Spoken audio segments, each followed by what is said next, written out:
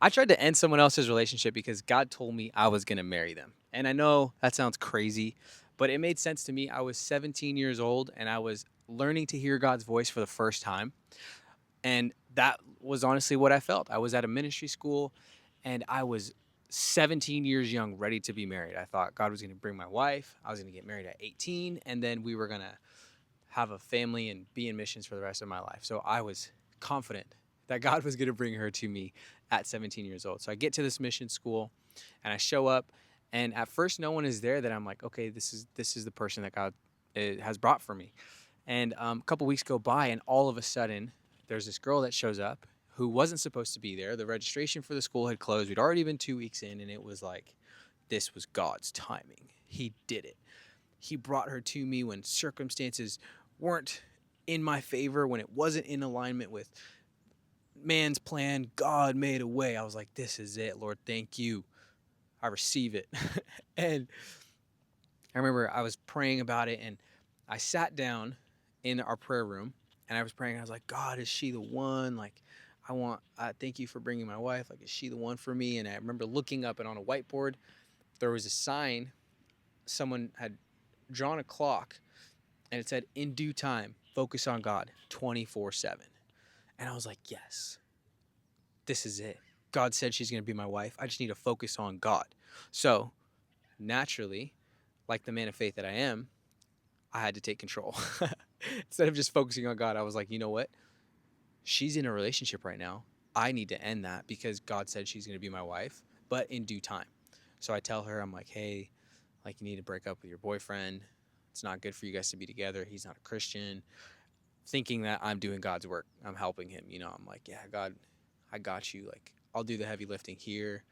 But he never told me specifically it was going to be her. And obviously you could guess how that went. And she was not open to it. Few weeks, maybe like a month or so go by. We're on outreach, and I realized that she's not wearing this bracelet that she used to always wear that was given to her by her boyfriend. And I was like, this is my time to shine. I'm going to shoot my shot.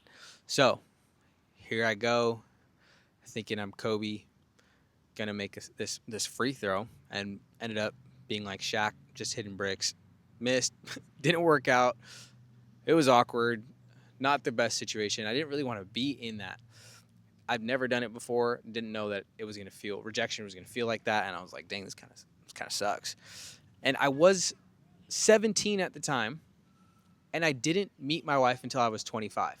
So God's word to me, when he said in due time, just focus on God, wasn't a lie. I just misunderstood what he was saying. And I realized that when God speaks, it doesn't always mean right now, right this instant. I think a lot of times we misunderstand that when God is speaking to us, we misunderstand it for, sometimes it's like a very present moment, but more often than not, I find it's an invitation. He's inviting us into something. He's inviting us into faith. I believe that when God speaks to us, he's inviting us into faith so that we would believe him, that we would believe for a miracle, we would believe for something to happen. But then sometimes we misinterpret it, and then we hold on to a specific outcome. So that's what I did. I misinterpreted what God was saying, and I held on to the outcome being this girl. I was like, she's my wife. God told me this was going to be my wife. So I believed for a little bit, and I was like, yeah, God, like, you're going to do it. And then it didn't end up happening. And I was a little bit confused. I was like, okay, I guess the word from God didn't mean anything. At the time, it didn't mean anything. So I didn't really know what to do with that. But I was just practicing living out a life of faith. I heard God say it, and I thought that's what he meant. My biggest realization was that just because he said it back then and it didn't happen didn't mean that he was lying. It did happen several years later. I was 17, didn't meet my wife till I was 25. I said that already, but it still came true. He said, in due time, focus on God 24/7. That was what I felt that he said. And someone else wrote it on a whiteboard. Yes, I know.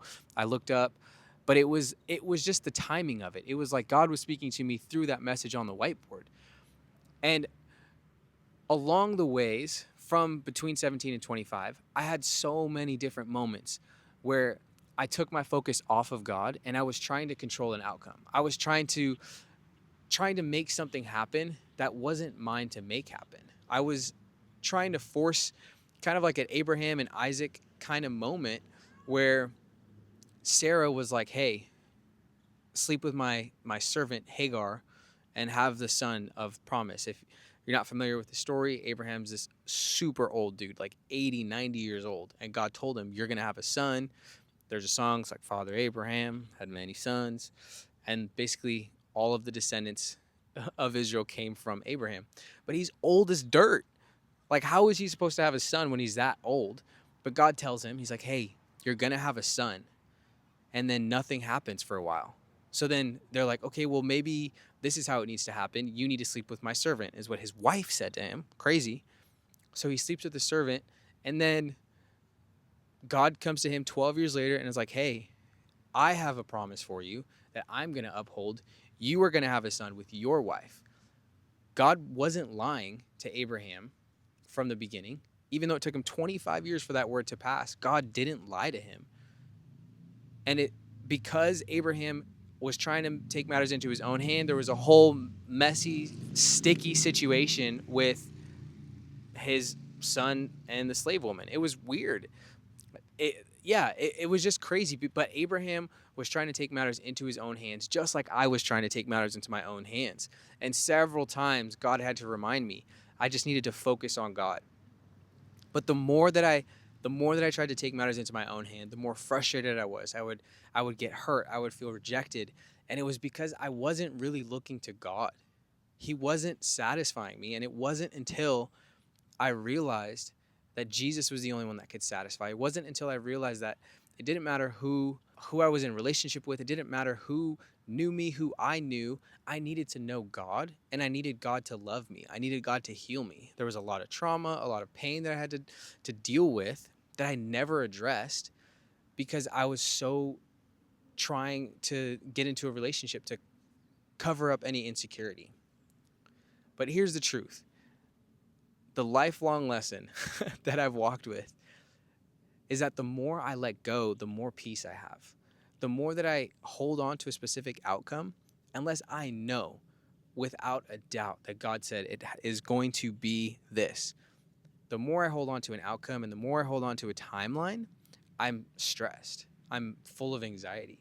But once I surrender that to God, then I'm free and I live a life of peace. And I'm like, okay, God, you're going to take care of it in your timing, at your pace. And it may not look exactly like what I thought it would look like. That girl, I haven't talked to her since I was 17, and rightly so. That was a bad situation on my part. I apologize. If you ever find yourself watching this video, you know who you are, and I apologize. But I have to let go, trust God, trust the timeline, trust the outcome, and just believe that He has a better plan for me. I think He does so much more for me that I could even imagine. I think my plan is so big, but then in reality, compared to what God has planned for me, it's honestly, I, He does more than I could even imagine. He has a better plan for me, for my life, that I don't even know about. I think I want my life to look a certain way, but He wants it to be something different. So I get to trust Him even when it doesn't make sense. Even when I feel like He gave me a word that hasn't come to pass yet, I still get to trust Him. I still get to hold on to faith because He invites you into faith. Faith is what pleases Him. Faith is what keeps us drawing near to Him. And when you draw near to God, you get to know who He is. You get to experience His love. And then you see how trustworthy and how faithful He really is. You trust God to the level that you believe that He loves you. If you believe that He loves you and you believe that He's a good God, you're going to be able to surrender more because you're going to trust that when you surrender, He's going to give something back. He's going to take care of it. He's going to take care of you. That was something that's taken me years and years and years to learn. And I'm still learning it. I still have to surrender and still have to trust. But He's so faithful. He's never, ever, ever failed. There's so many songs about it, but it became more true to me in my life over the years as I begin to see God show up and be faithful. So my last thing, parting words. Thank you for watching my TED Talk, but trust God. Trust His timing. Trust the outcome that He has for you. He loves you.